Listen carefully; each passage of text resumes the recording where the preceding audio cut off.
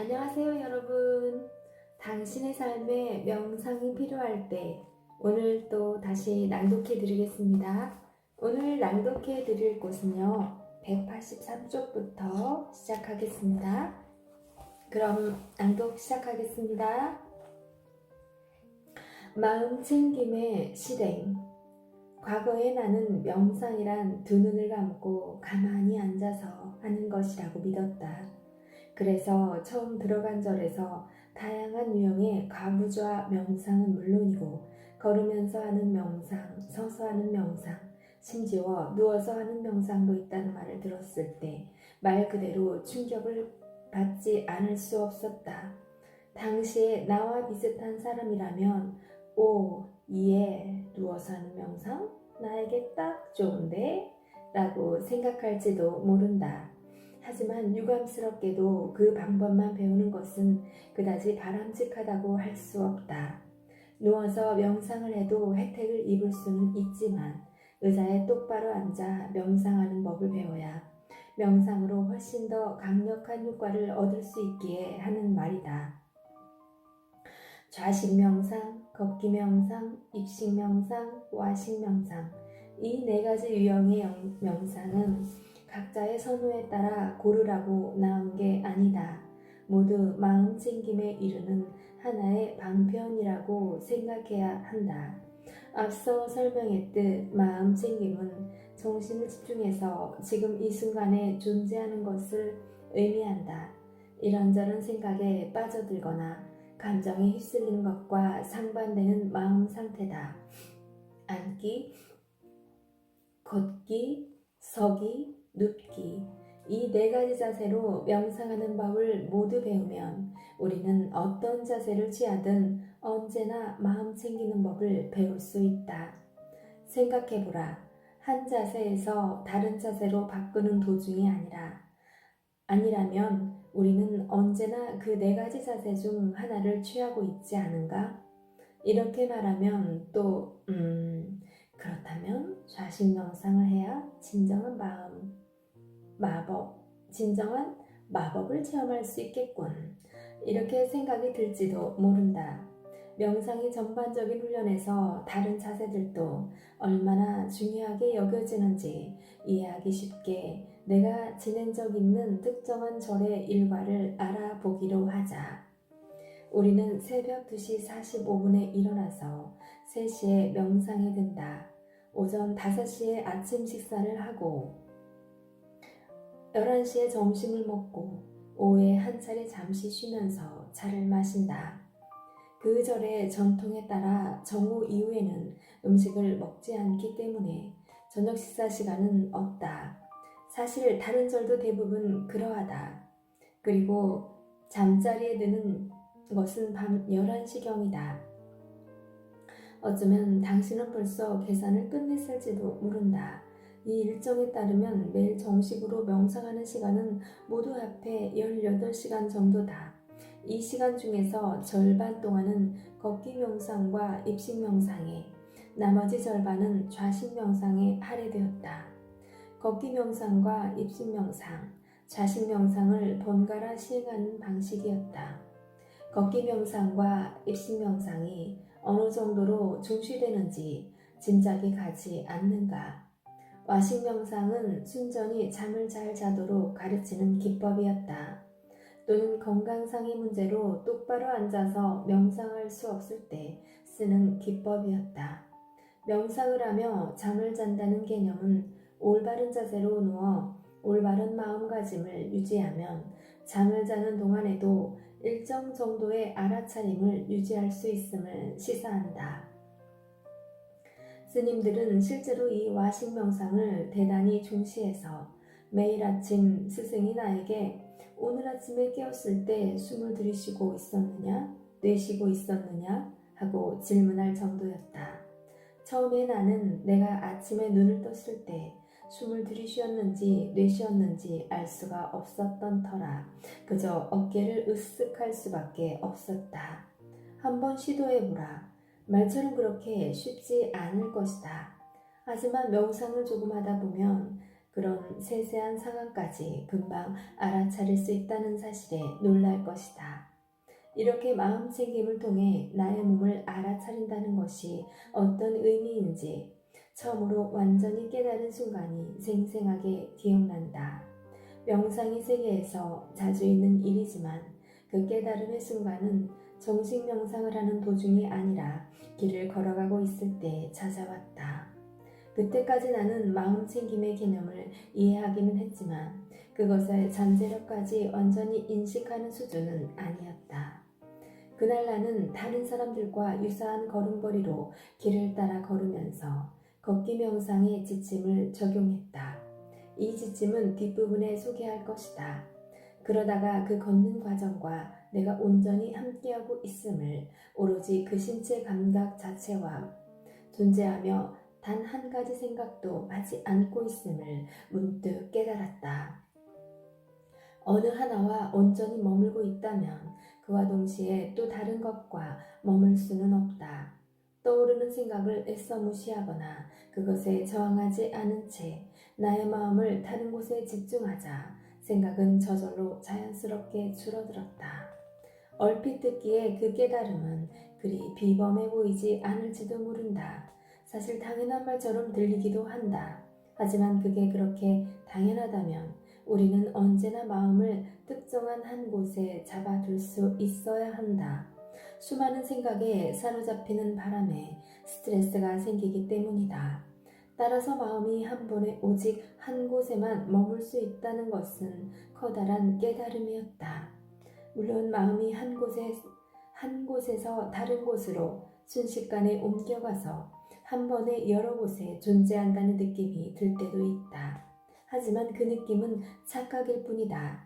당시의 상황에 대해 다시 설명하면 내가 걸으면서 신체 감각에 100% 주의를 기울이자 실제로 나의 마음은 더는 생각에 빠져들지 않았다.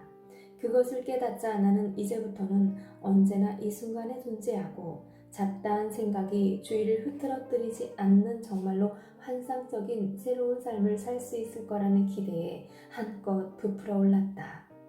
하지만 그런 상상에 너무 흥분한 나머지 2, 3분도 지나지 않아 마음 챙김을 모두 놓쳐버리고 다시 생각에 사로잡히고 말았다.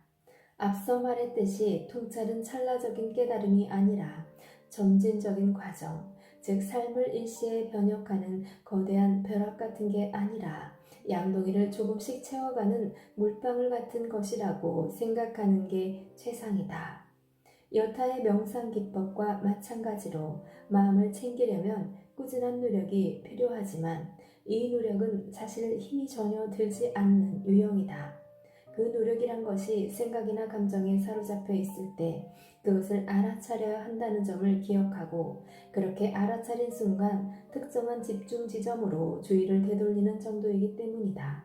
그 집중 지점이 먹고 있는 음식의 맛인지 문을 여닫는 팔의 움직임인지 의자를 누르고 있는 몸의 무게인지 샤워 중에 피부에 닿는 물의 느낌인지 운동하고 있을 때 뛰는 심장의 소리인지 안고 있는 아기의 느낌인지 양치 중에 풍기는 치약의 냄새인지 물을 마시는 단순한 행위인지는 중요하지 않다.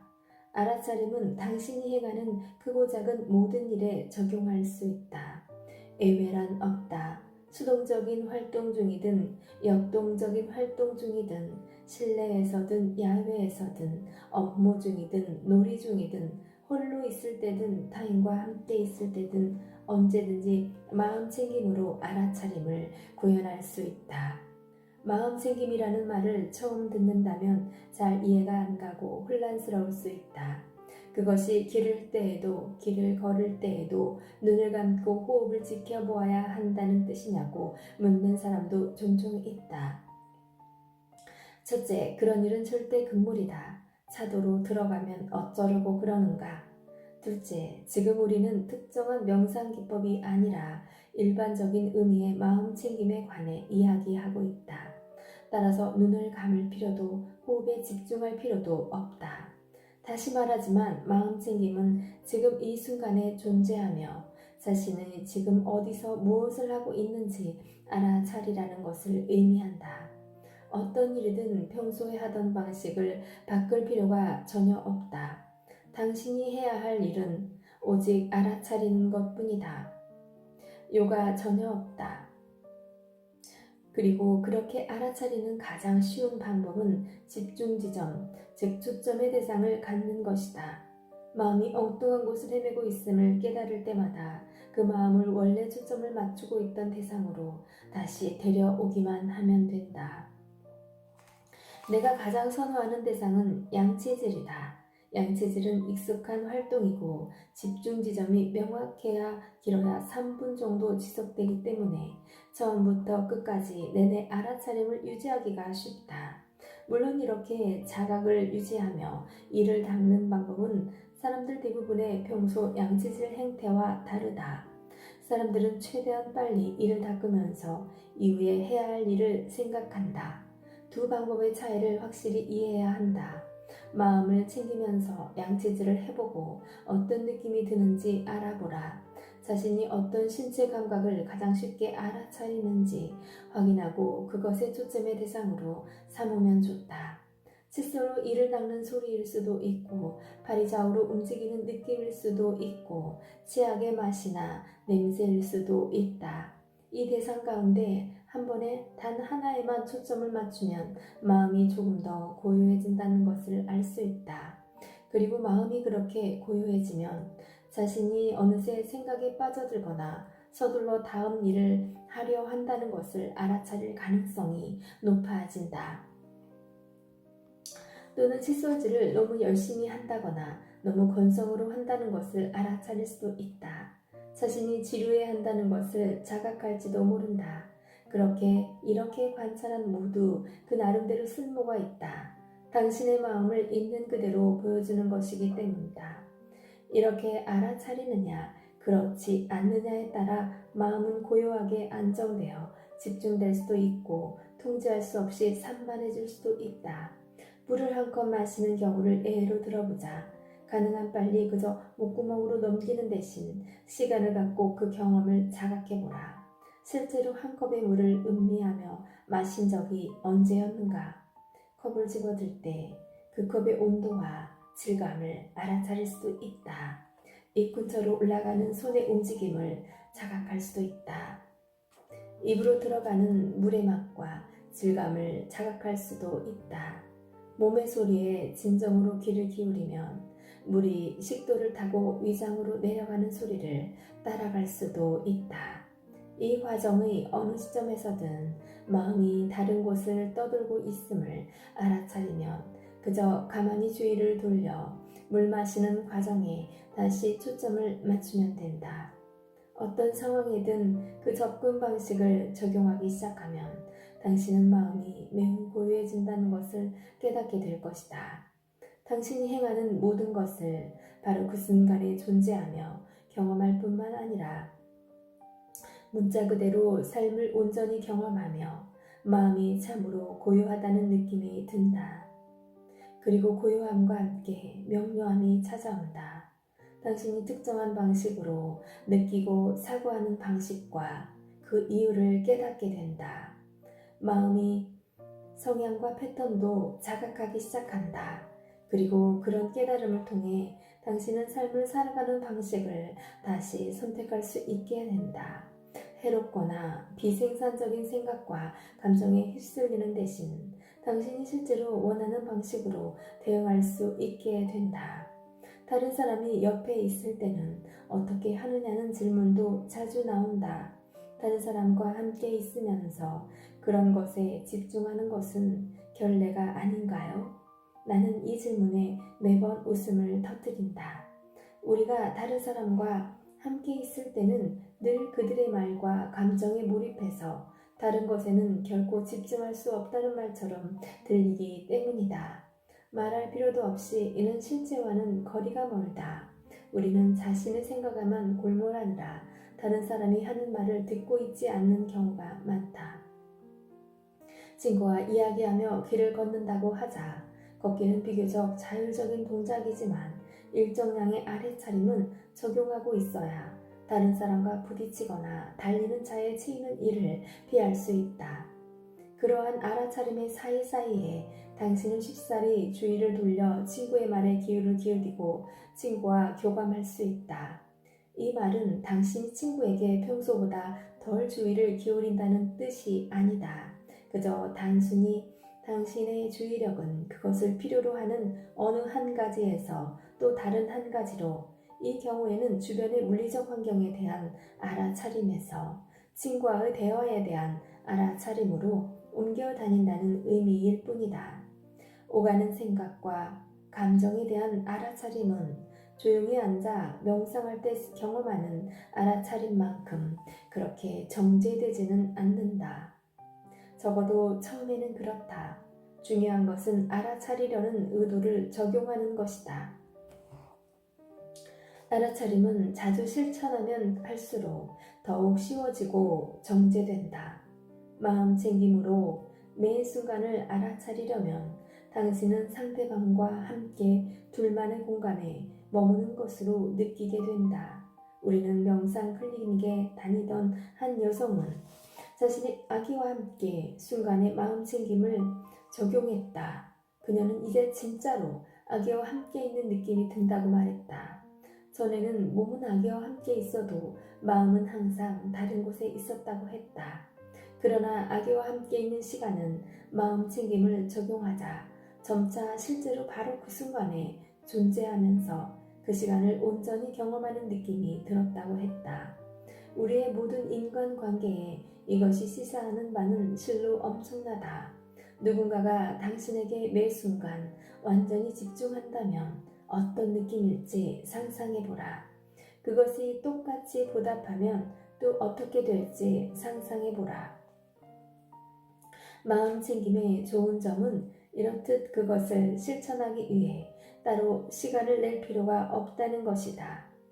그저 당신이 하는 행위에 매 순간 집중하도록, 그러면서 다른 생각에 빠지지 않도록 마음을 훈련하기만 하면 된다.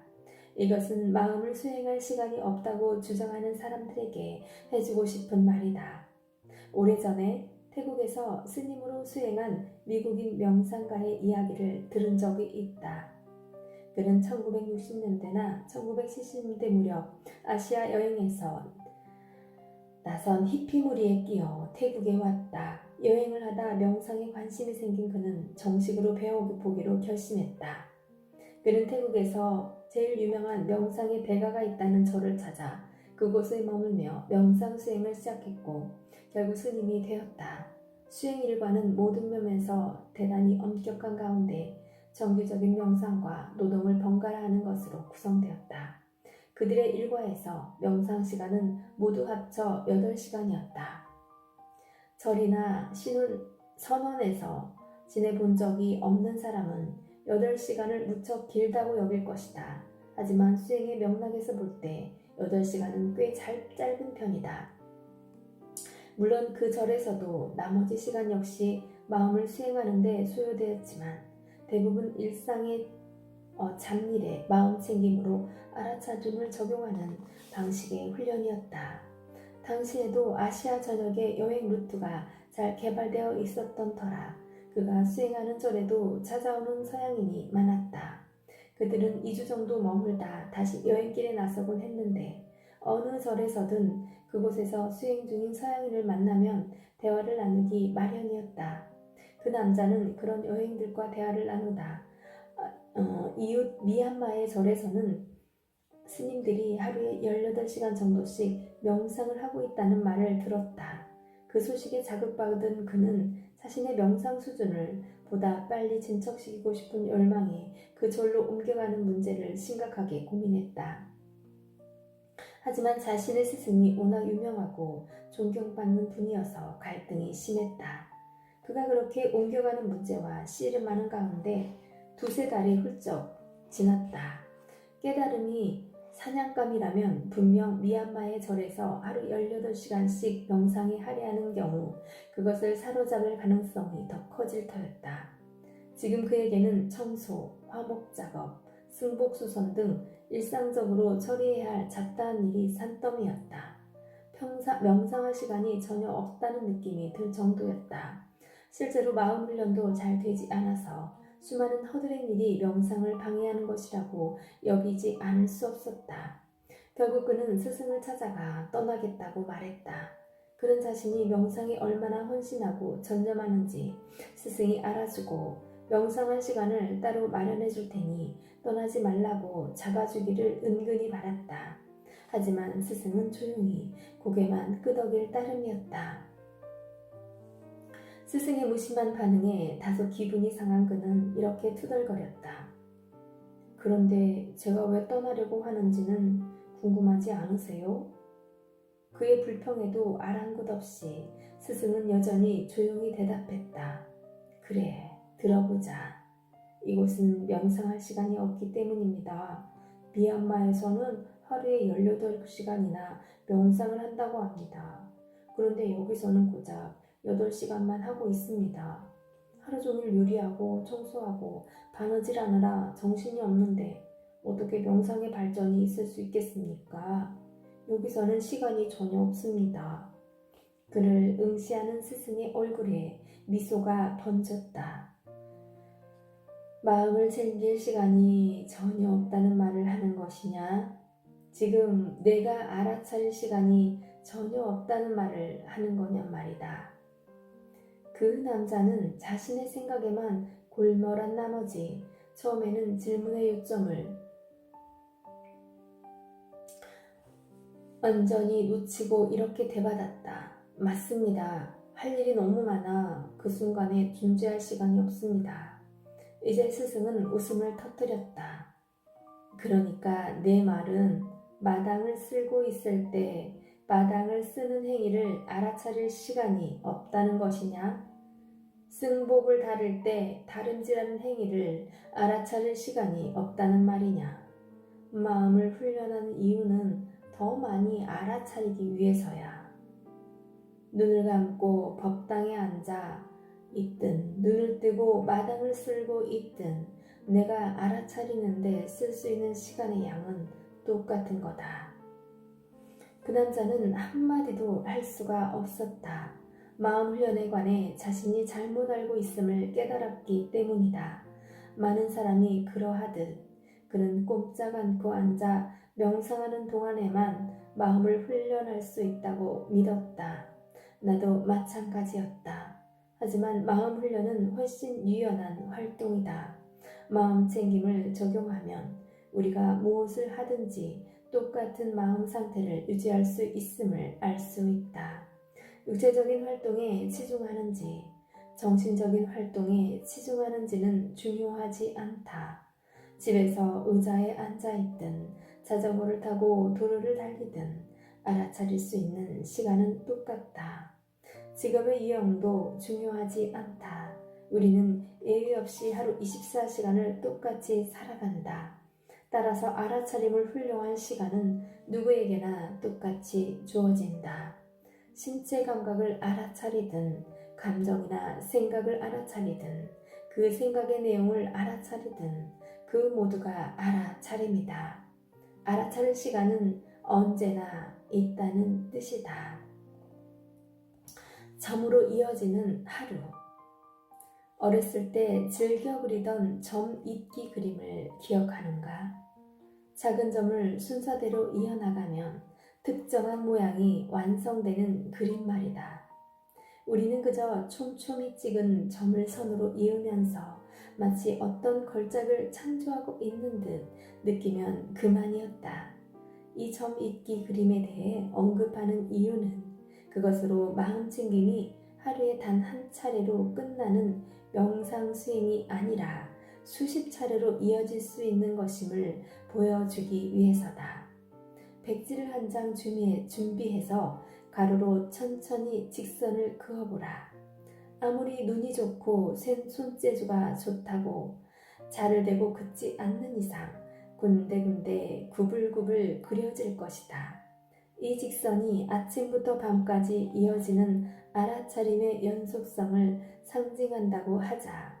알아차리면 보통 고요한 느낌이나 집중하는 느낌, 방향을 알고 있는 느낌을 갖게 된다. 그리고 기억할 점이 있다.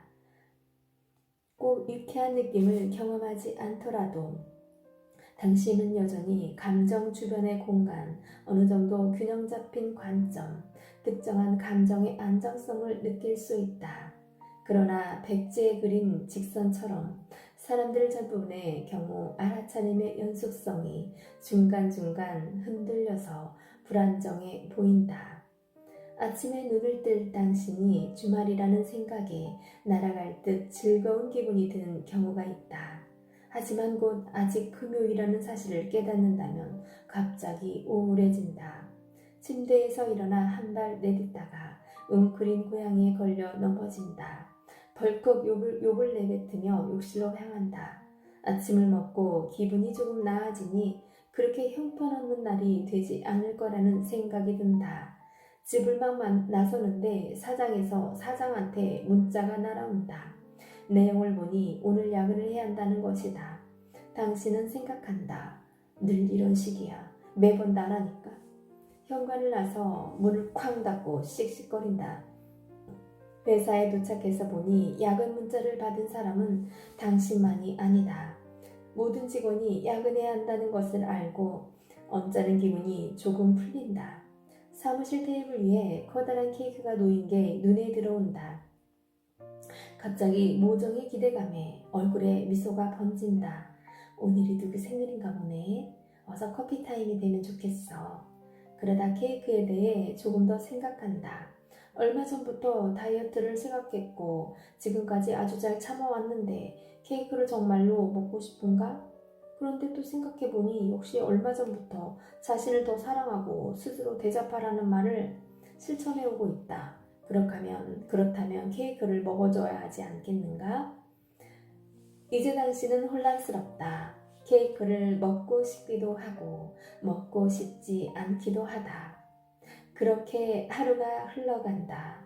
아침에 눈 뜨는 순간부터 밤에 잠드는 순간까지 당신 주변에서 일어나는 그 모든 좋은 일과 나쁜 일에 매번 사로잡힌 채 하루를 보낸다. 온종일 변함이 없는 유일한 것은 당신의 생각이 당신이 느끼는 방식을 결정한다는 사실뿐이다. 이렇게 제대로 알아차리지 못하면 매 순간 생각이 주도권을 잡는다. 이제 다른 방식으로 상상해보자. 이번에는 백지의 작은 점이 잔뜩 찍혀 있다고 하자. 한쪽에서 다른 쪽으로 아주 촘촘하게 가지런히 찍혀 있다. 이제 직선이 되게 점을 연결한다. 이번에는 직선을 그리기가 훨씬 더 쉬워진다. 당신은 점 하나를 바로 옆에 있는 점과 차례차례 연결하는 일에만 집중하면 된다. 다른 쪽 끝부분까지 미리 고민할 필요는 없다. 단지 바로 옆에 점까지 해 2mm만 생각하면 된다. 직선을 그리는 일이 갑자기 쉬워진다. 여전히 그 직선이 하루의 알아차림, 더불어 감정의 안정성을 나타낸다는 비유를 이어가면 이것은 실로 희소식이 아닐 수 없다. 아침에 10분 명상을 하는 동안에만 마음 챙김을 실행한 후 다음날 아침 명상까지 23시간 50분 동안은 그냥 버티려고 하지 말고 마음 챙김은 온종일 적용할 수 있는 행위로 여기는 것이 바람직하다. 다시 강조하지만 마음 챙김은 당신이 무엇을 하고 있든 그 순간에 그 일에만 온전히 집중하는 것을 의미한다.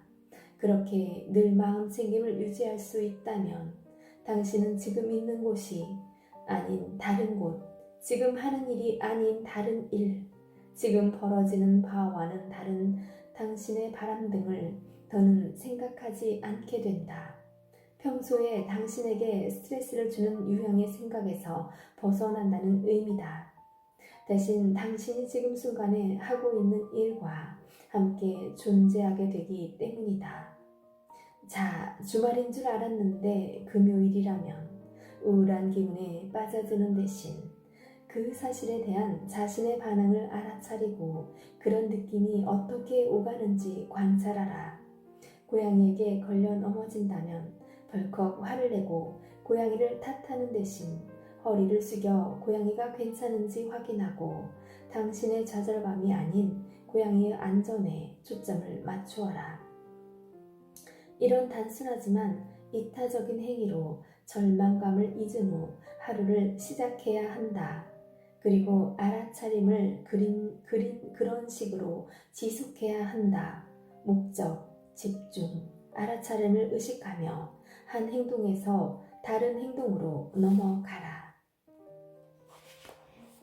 여러분, 오늘은 당신의 삶에 명상이 필요할 때 199페이지까지 낭독해 드렸습니다. 오늘도 즐거운 하루 되세요. 감사합니다. 화이팅!